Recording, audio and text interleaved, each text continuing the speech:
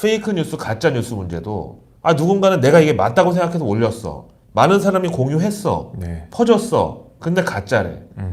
이거 연예인들이나 공인들 검찰에 기소됐습니다. 그러면 다 저 나쁜 놈. 그냥 죄진 놈. 근데 기소는 그야말로 검찰의 의견으로 죄가 있다고 판단해서 정식으로 소를 제기한 게 기소고, 만약에 법정에서 무죄 판결 났어요. 저번에 기소한 거 무죄인데요? 그땐 아무도 들어주지 않잖아요. 그러니까 가짜뉴스도 이런 식인데, 이렇게 어떤 테크 기업들이 정치에 자꾸 끼어들고, 반대로 얘기하면 정치인들이 또 테크 기업들을 활용하는 차원에서 자꾸 이제 자기들의 어떤 유불리에 따라서 나한테 유리한 거 가짜뉴스 처리하면 화나는 거고, 나한테 불리한 거 조 바이든 아들 헌터 바이든이 네. 형이 죽자마자 형수랑 사귀었네 이런 네. 거 블라인드 처리해주면 고마운 거고 이런 식이라는 거죠. 네. 사실 독과점은 우리 생활 곳곳에 있습니다. 하지만 최근에 이제 부각되는 거는 굉장히 우리의 여러 분야의 삶에 영향을 깊숙이 미치고 있다. 그래서 이제 정치권에서도 어떤 독과점법이라는 방망이를 들었다고 해야 되나? 그렇게 생각이 들고요. 실제로 미국 민주당의 코르테즈라고 하는 의원이 있어요. SNS 굉장히 잘 활용하죠. 아마 정치인 중에 인스타 팔로워가 제일 많은 정치인 중에 하나일 거예요. 근데 뒤에 버니 샌더스 막 나와서 여기 한번 그 코르테즈의 인스타그램 라이브에 한번 나오면 트래픽이 급증하니까 조금이라도 얼굴 비추려고 그런 모습들도 되게 많이 보여지거든요. 그래서 정말 아까 런던 오빠님께서 말씀해 주신 지금은 정치 논리가 많이 좀 개입되지 않았나라는 생각이 들고요. 예전에 코비드 19 한창일 때 유튜브에서 코로나, 우한 폐렴 이런 말 하면 바로 경고 딱지 붙었거든요. 약간 저는 그때 약간 그 표현의 자유 이런 것에 대해서 조금 억압받는다 이런 느낌은 받았어요. 근데 악용하려는 주체가 많으니까 네. 이거는 또 이제 어떤 사회 악을 다룬다는 차원에서 차단하는 게 더 좋죠. 독과점의 역사는 사실상 몇 세기를 걸쳐서 있었습니다. 우리나라에서는 그 드라마 상도에 네. 실제 인물로 알려진 임상옥이라는 거상이 있었어요. 네. 이분이 이제 약간 정경유착으로 청과물, 인삼 이런 거 독점권을 갖게 돼요. 청나라 상인들까지 다 휘둘렀잖아요. 내가 안 팔아. 약간 이런 거네. 이 독과점을 조금 쉽게 이해하면 주변 사람들 중에 이렇게 누구를 좋은 사람에게 비즈니스 관계로 소개시켜줬어요. 그럼 이제 둘이 잘 일하면 되잖아요. 근데 일할 때 그 사람이랑 어떻게 일하고 있어? 잘하고 있어. 그럼 왜 나한테 얘기 안 했어? 나 통해서 해. 중개질 한다고. 네. 네. 왜 그럴 때 되게 얄밉거든요. 그런. 갑자기 또 속마음이. 그런 사람들 있잖아요. 본인이 최근에 열받은 사례를 여기다가 얘기하셨고요. 직장생활 할 때 네네. 되게 꼴불견 중에 하나가 나 통해서 해. 그 애도 아니고 알아서 일을 하는 거지. 아니 소개해줬으면 둘이 알아서 빵을 먹든지 떡을 먹든지. 뭐 이렇게 중요하죠 그런 게?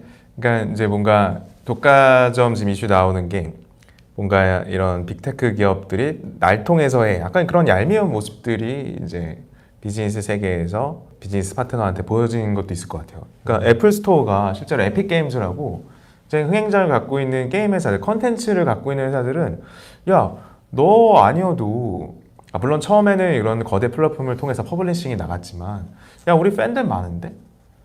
수수료 좀 깎아주면 안 돼? 왜 이렇게 많이 받아? 30%씩 왜 이렇게 앱 수수료 받아?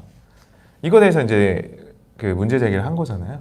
그러니까 저는 이 독과점법 이슈가 내년에 계속 불거진다라고 하면은 반사 이익을 받을 수 있을 만한 기업들은 명확하다고 봐요. 컨텐츠를 가진 기업들. 팬심을 가진 기업들은 그 플랫폼이 아니더라도 그 자체로서의 그렇죠. 생존할 수 있기 때문에 오히려 게임 회사라든지 뭔가 디즈니 같이 컨텐츠를 보유한 기업이라든지 팬심을 보유한 기업들은 굉장히 좀 수혜를 받을 수 있지 않을까 이런 생각이 좀 듭니다. 온라인 마켓플레이스도 어쨌든 마켓이 시장이잖아요. 예전에 재래시장 가도 다 자리세가 있어요. 그럼 상임연합회장이 자기 처남은 이제 약간 입구에다 좋은 자리 주고 다 이제 이런 식으로 이제 시작이 됐는데 온라인까지 꼭 그래야 되느냐라는 문제 제기보다는 원래 이 유통 구조나 사람이 사는 곳의 어떤 상행위가 그렇게 될 수밖에 없지 않냐 이렇게 생각하는 것도 좋은데 일단 미국에서 반독점법이 처음으로 발의됐던 게 1890년에 셔먼법. 셔먼법. 그때 당시에는요.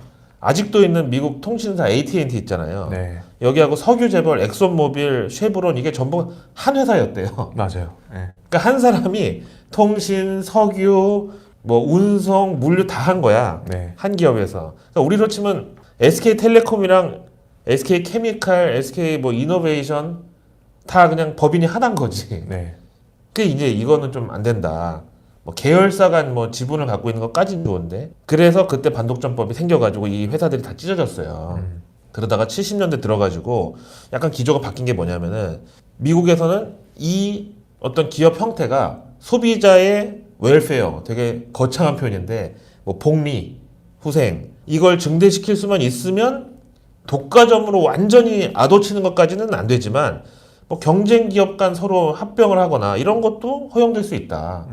그러니까 독과점 자꾸 찢으려고 하는 건데 소비자의 웰페어 그러니까 어떤 권익이나 후생에 도움이 된다면 찢어졌던 게 합친다고 해도 큰 문제가 될 게 없다. 이런 식으로 바뀌었어요. 네.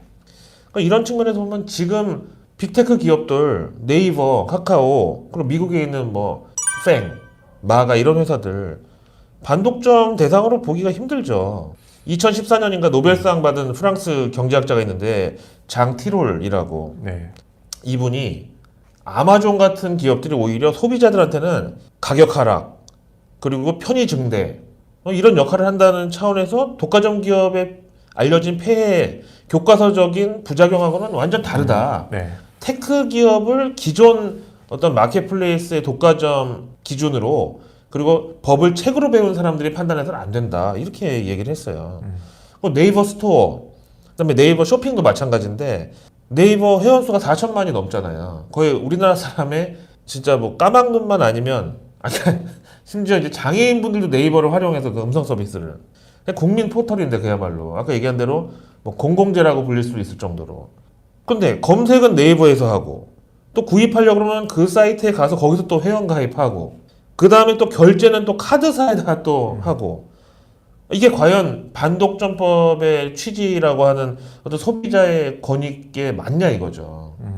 지금의 상황을 지금 우리 생활에서 좀 쉽게 찾아보면 휴대폰을 스마트폰을 쓴 지가 이제 뭐 10년 뭐 더 됐는데 새로운 서비스들은 계속 나오는데 우리가 다운로드하는 어플리케이션의 숫자는 점점 줄어들고 있어요.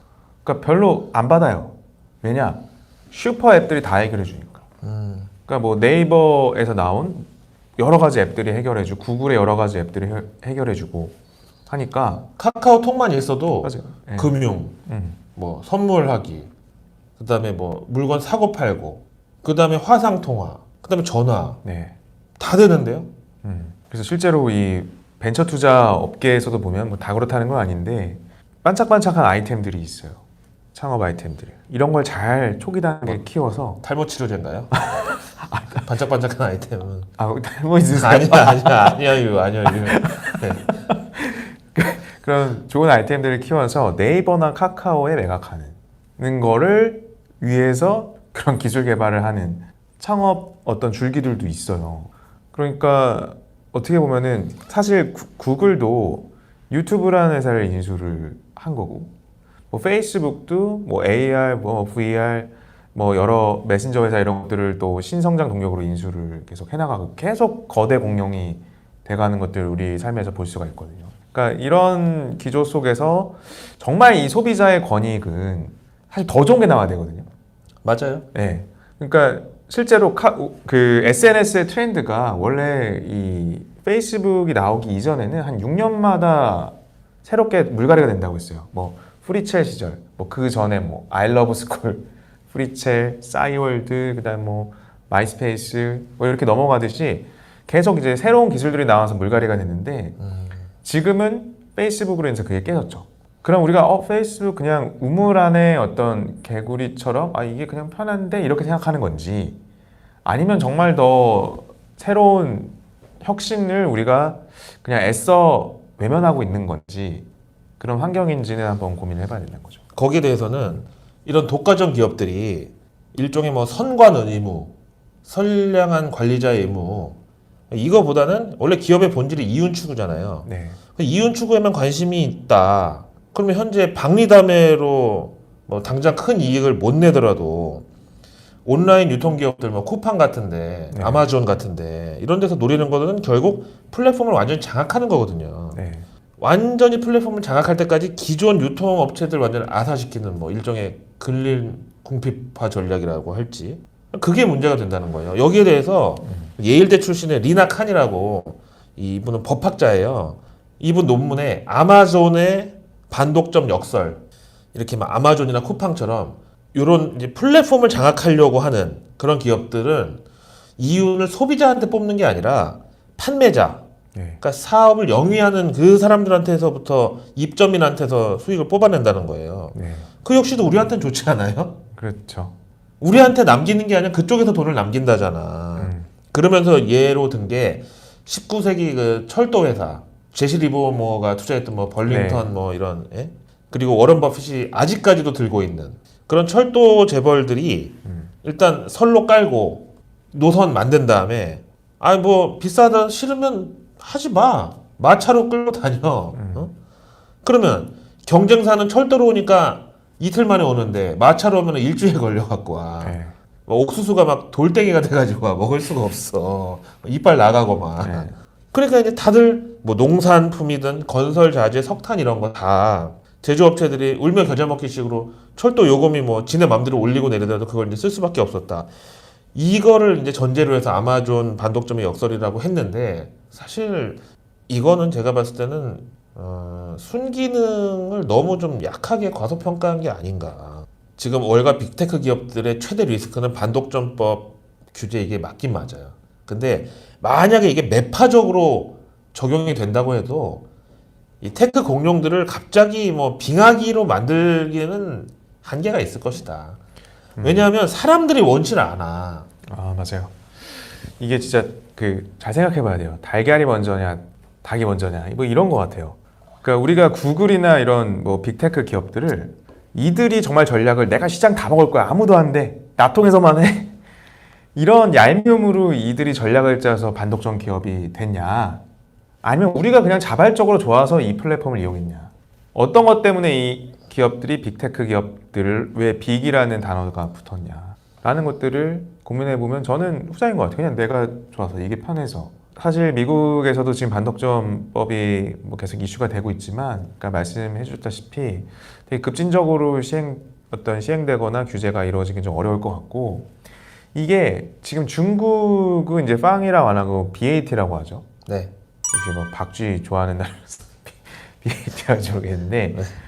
그 바이두, 알리바바, 텐센트 그래서 BAT라고 해요. 뭐 중국의 빵이죠. 네. 뭐 이들 기업도 역시나 뭐 중국의 빅테크, 뭐 중국 인민들의 모든 데이터를 갖고 있는 기업들인데 쇼핑을 장악하고 있고, 이들을 하고 경쟁을 또 미국의 빵들이 해야 되는데, 테크 트렌드들은 고도에 집중하나 이제 기술 집중도가 굉장히 크기 때문에 쉽사리 미국에서 손을 대기는 좀 어려울 수 있다. 그러니까 오히려 반독점법 이슈가 불거지고 나서 빵들은 또 올랐어요. 그러니까요. 좀 열받을 것 같아요. 그 워싱턴의 정책 위반자들 입장에서는 네. 아, 이것들이 지금 우리를 쫄지를 않네. 경제 위에 정치라는 걸 우리가 보여줘야 되나? 실제로 뭐 기업들이 쪼는 게 아니라 소비자들이 뭐 그럼에도 불구하고 선택을 하는 거니까. 저는 좀 이 반독점법 역사들을 보면서 좀 이해가 잘 안 갔던 거는 윈도우 익스플로러 이런 게 깔려 있잖아요. 난 이게 왜 끼워 팔기야? 한 진짜 오랜 시간 고민했어요. 익스플로러가 있어도 이게 불편해서 크롬 깔아서 쓰는 사람도 있고. 근데 네. 수시로 떠요. 마이크로소프트에서 이번에 엣지라고 새로 나왔잖아요. 네네네. 이거를 사용하겠습니까? 계속 떠요. 윈도우 10에. 네. 다시 묻지 않으면 클릭하셔야 되는데. 근데 일주일에 한 번씩 떠요. 그건 약간 네. 어디 이제 뭐 식사하러 갔는데 이제 여자친구랑 가서 네. 이제 주머니 사정 좀 그러니까 삼겹살 2인분 주세요 그랬는데 저희 항정살 맛있는데 저희 한우 좀 들어왔는데 안 필요하세요? 자꾸 물어보는 거야. 수시로 와서. 네. 여기 그 무채 좀 더 주세요. 무채하고 같이 한우는 안 필요하세요? 얼마나 진짜 짜증나죠. 네. 네, 짜증나는데 상황이 진짜 그런 적이 있을 것 같아서 너무 웃겨가지고. 아니요. 저 채식주의자입니다. 한우 드시고 싶은 표정인 것 아니에요. 네. 고기 못 먹어요. 하여튼 무슨 얘기가 나왔지? 네. 익스플로러 아, 그래. 그러니까 그런 건 좀 약간 짜증난다. 네. 그 애플 앱스토어도 좋아하는 사람들도 있어요. 저는 되게 좋아하거든요. 이렇게 폐쇄적인 플랫폼이라 쉽게 말해서 얼토당토 안 한 어플들이 잘 안 올라와요. 별 하나짜리 네. 이런 거. 그건 좋아요. 그러니까 뭐 진짜 검증 안 받은 거, 뭔가 진짜 바이러스 걸릴 것 같은 거 이런 게 안 올라오기 때문에 되게 깔끔해요, 컴퓨터가. 근데 이거를 그냥 뭐 이게 반독점이라 그래서 이 애플이 형성한 마켓플레이스를 다 그냥 오픈하고 뭐 수수료를 확 내려버린다? 그러면 거기에 이제 챌린지 하려고 하는 그런 정말 제대로 된 서비스도 쉽지 않을 것 같고. 문제는 네. 일상생활의 정치화가 문제예요. 제가 봤을 때. 대부분의 SNS 글을 올리는 사람들이 공감을 얻어야 좋아요나 뭐 따봉이 되잖아요. 그러니까 이제 아주 제네럴한 이슈보다는 나와 진짜 뜻을 같이 하고 생각을 같이 하는 사람들을 위해서 약간 정치 편향된 그런 포스팅을 한다고요. 네. 그래야 좋아요가 올라오니까. 근데 과연 이거를 테크 기업들이 정치 세력화해서 어떤 메시지는 가짜 뉴스라고 삭제하고 어떤 거는 그냥 놔두고 뭐 이런 걸 정치인들의 시비거리로 삼을 만하냐. 네. 그게 또 웃기는 게 아니 우리나라 정치인들도 민심 확인한다고 명절 때 되면 재래시장을 가잖아요. 그 마켓이라는 데가 사람이 모이고 여론이 형성되는 곳이라니까 원래. 택시기사분들한테 여론 묻잖아요. 네. 그 다음에 택시 운송연합회 노조 엄청 파워 세잖아요. 그러니까 사람이 많이 모이고 많이 거쳐가는 곳에는 여론이 형성될 수밖에 없어요. 근데 온라인만 규제를 한다? 이것도 잘못된 약간 발상이라는 거죠. 자기들이 이용할 때는 좋고 자기 반대되는 의견 나오거나 이러면 뭐 왜 가짜뉴스 엄벌하지 않고 왜 자체 센서십 발동 안 시키냐 뭐 이런 식으로 이제 시비를 거는 거죠. 그러니까 이게 지금은 이제 온라인이 아니고 그냥 거기가 일상생활이 돼버린 거예요. 바뀐 거죠. 온라인이 현실 세계, 오프라인이 비현실 세계라고 표현할 만큼 뒤바뀐 거죠. 더 중요해진 거죠. 어느 삶이 더 중요하냐.